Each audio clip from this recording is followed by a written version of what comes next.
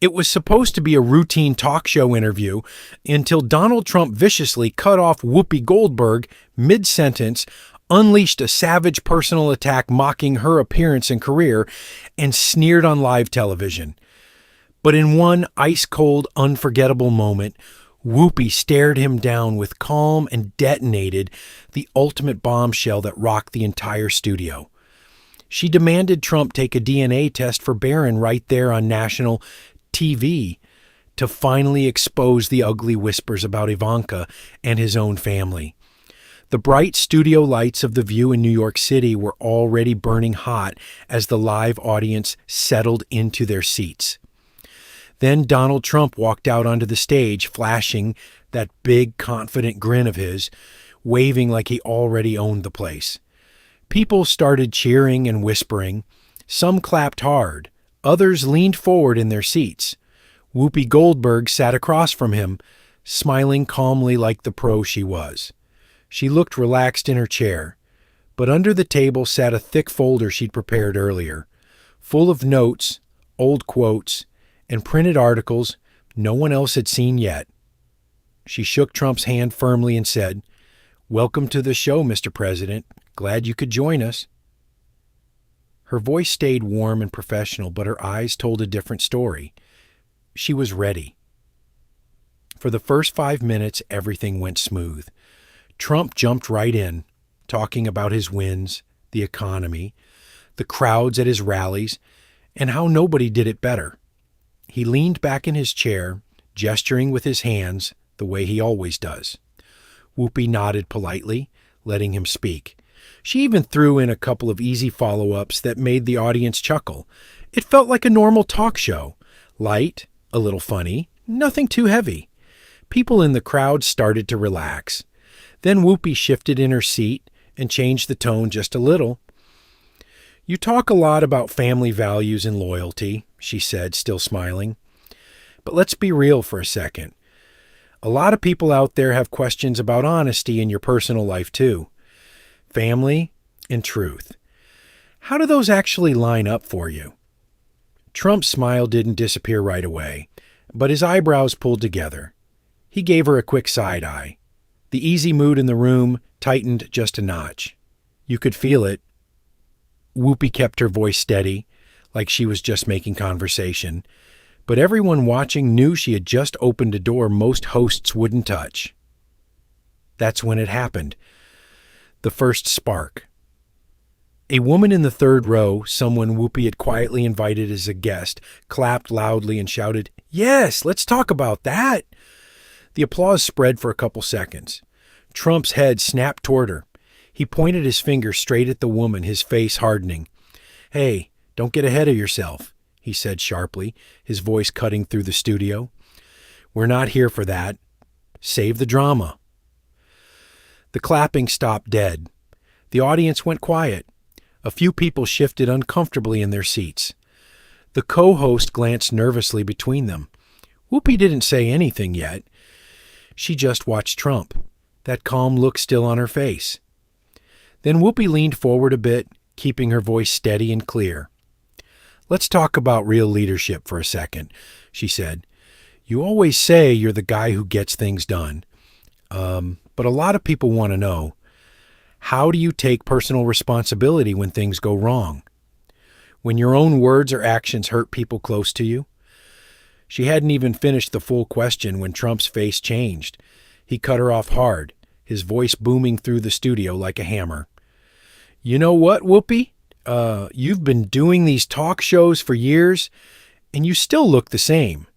Tired, angry, and always trying to stir up trouble. Nobody wants to hear lectures from somebody like you. Give me a break." The words landed heavy and personal. He didn't just disagree. He went straight for her looks and her career, right in front of everybody. The entire audience froze. You could hear a pin drop. People held their breath, eyes wide, some covering their mouths. A couple of folks in the back row gasped out loud. The co-host jumped up from her seat, clearly shocked, waving her hands. "Mr. Trump, please, let's keep this respectful," she said, her voice shaky as she tried to step in.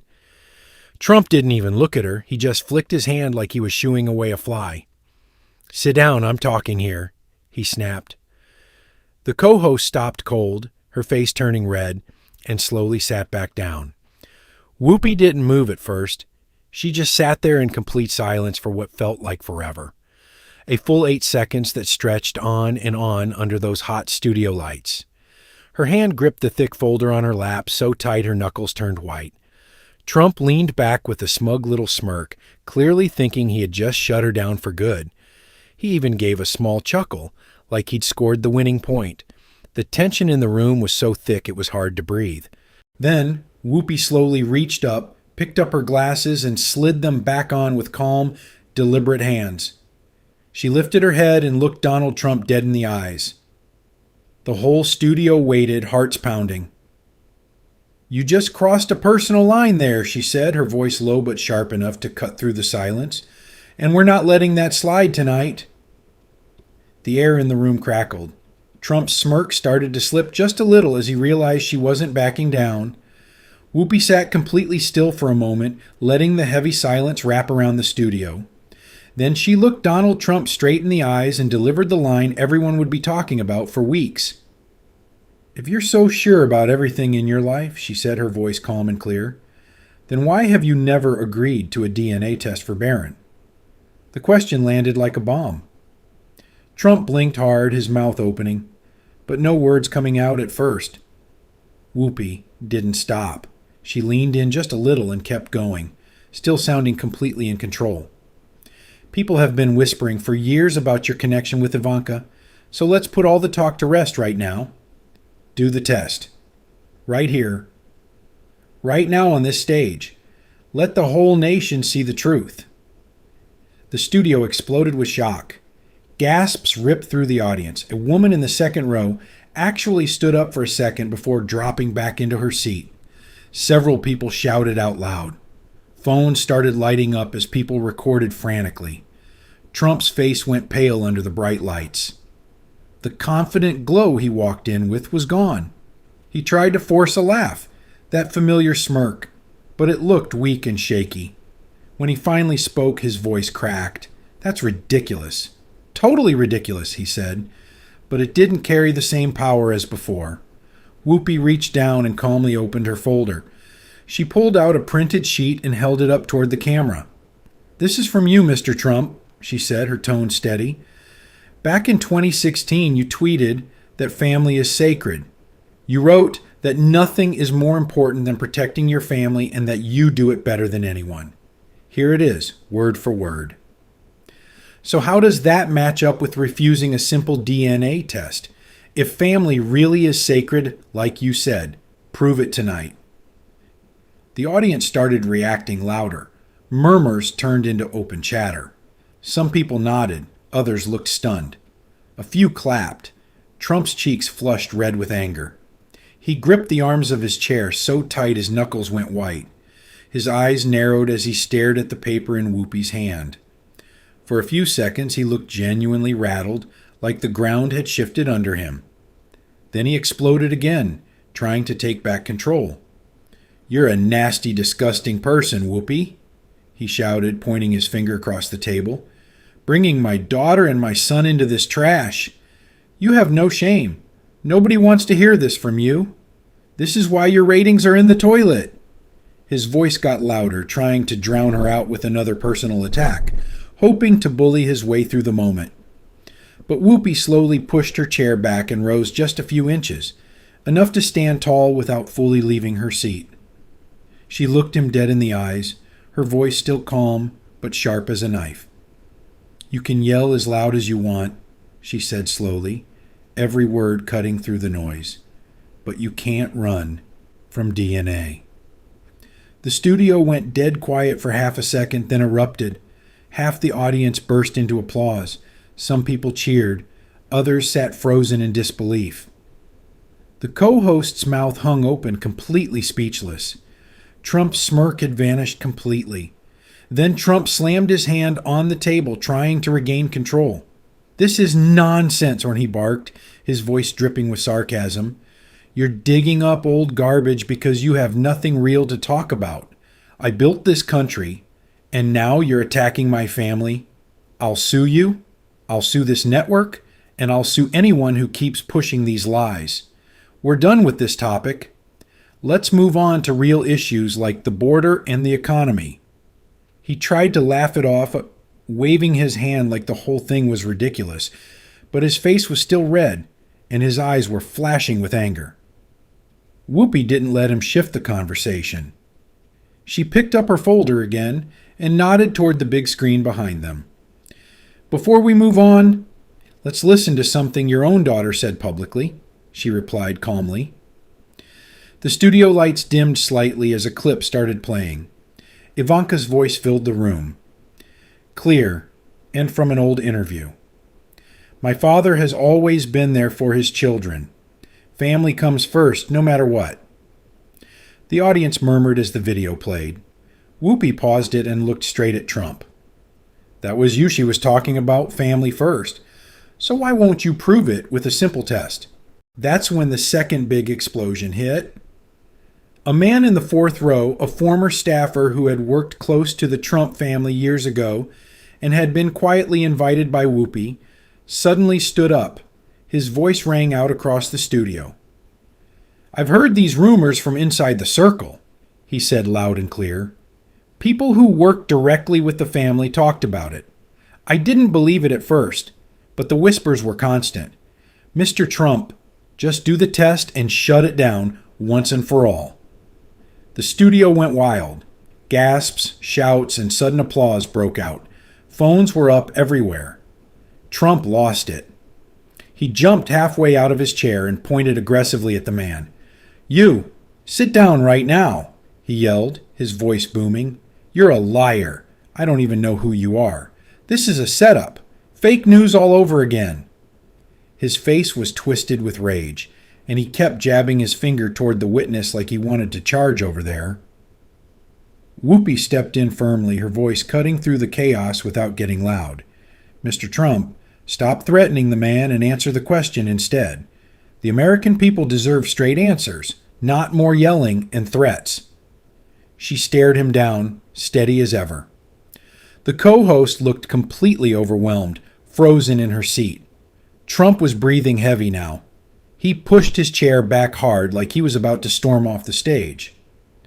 I don't have to sit here and take this crap, he growled, starting to stand. The tension in the room shot through the roof. Whoopi pointed directly at him and delivered the challenge. If you walk off right now, the whole country will know you're running from the truth.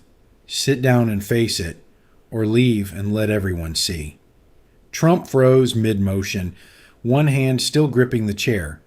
The audience was on the edge of their seats, some cheering, some stunned silent. Whoopi reached into her folder one more time and pulled out a printed medical report. She held it up toward the camera so everyone could see.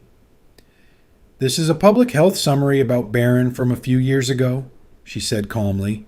It talks about his condition and background, but there's one big thing missing.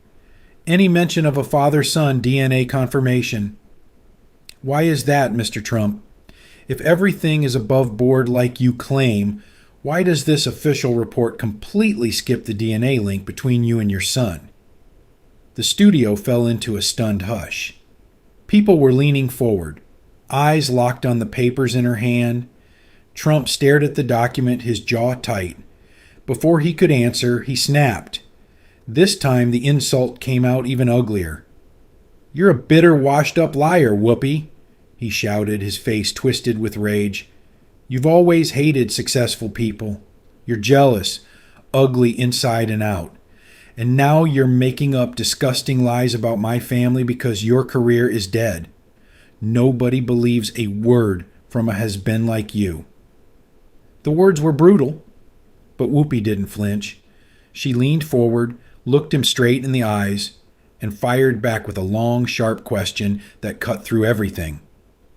You've spent years telling everyone how you protect your family better than anyone, how family is sacred, how you love your children more than life itself.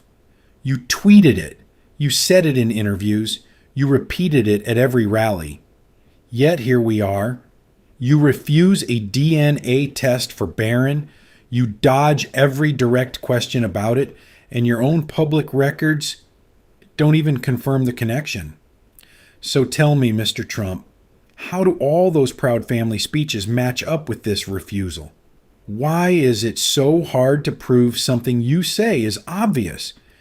The American people have watched you dodge this for years. Tonight you finally have the chance. Why won't you take it? Her words hung in the air, logical and relentless. The studio audience erupted. Suddenly, loud applause exploded from every corner. People were clapping hard, some standing up, cheering, "Yes," and "Answer her." The noise grew into a wave that filled the entire room. The co-host, who had stayed mostly quiet until now, finally spoke up on live television. "Whoopi is right," she said clearly into her microphone. "These are fair questions. The public deserves answers, not more attacks." Trump looked furious. He pounded the table and raised his voice even louder. "I was the President of the United States," he boomed, trying to intimidate the whole room. "You can't talk to me like this. I'll have this show taken off the air. I built this country, and I won't let two-bit hosts like you disrespect me." Whoopi gave a small, calm smile and replied without missing a beat. "Even the president cannot change DNA results. Science doesn't care about titles or threats." That line hit like a final punch. The audience went wild again, cheering and clapping even louder. Trump opened his mouth to speak, then closed it. For the first time all night, he went completely silent. No sarcasm, no comeback, no yelling. The camera zoomed in tight on his face. Sweat was visibly dripping down his forehead under the hot lights. His eyes darted around the studio, his usual confident mask cracking right in front of millions. He shifted uncomfortably in his chair, breathing heavy, but no words came out. The show finally wrapped, but the tension didn't fade. Trump stood up quickly, his face burning red with anger and embarrassment. He didn't shake anyone's hand. He didn't even look at Whoopi. He just grabbed his jacket and stormed off the stage without saying another word. The audience watched in stunned silence as he disappeared behind the curtains. No wave, no final smirk. Just a man who clearly knew he had lost control of the night. Whoopi stayed seated for a moment, then stood up calmly as the cameras kept rolling for the after-show segment. A reporter walked over and asked her what was going through her mind. She looked straight into the lens and said, "I didn't yell. I didn't scream. I didn't attack him personally. I just asked for the truth. That's all this was about. Asking for honesty on live television. The American people deserve that much." Right then, the real explosion happened. The clip of Whoopi's DNA question started spreading like wildfire across the internet. Phones in the studio were blowing up with notifications. Within minutes, it was already trending #1 nationwide. Even after the studio lights began to dim, the audience refused to leave. They stayed on their feet, clapping loud and strong, cheering Whoopi's name. The applause echoed through the room long after the red on-air light went off. It felt like the energy had taken on a life of its own. As the crew started wrapping up, Whoopi's phone buzzed in her hand. She glanced down at a new text message from another insider, a former high-level staffer who had worked directly with the Trump family years ago but had never spoken publicly before. Her eyes widened slightly. She walked back to the center of the stage, raised the phone, and read the message out loud before the final credits rolled. This person just wrote, "The rumors were real. I heard them straight from people who knew the truth. Thank you for finally asking the question no one else would." The remaining audience members erupted again. The co-host hugged Whoopi on camera. The studio felt electric, charged with a mix of shock, respect, and raw emotion. As the screen faded to black, the host looked directly into the camera with a serious expression. "So tell us, who do you think won this moment? Trump with his loud interruptions, or Whoopi with her calm demand for truth? Drop your thoughts in the live comments right now. Let's see what America really thinks. Instantly, the comment section exploded. Thousands of messages flooded in every second, some cheering Whoopi, some defending Trump, many completely stunned by what they had just witnessed. The debate was on, and it wasn't going to end anytime soon. That single night on live television had become much more than a talk show. It turned into a raw, unforgettable showdown that people would be arguing about for years. One thing was clear. When someone stays calm and demands the truth, even the loudest voice in the room can be forced into silence.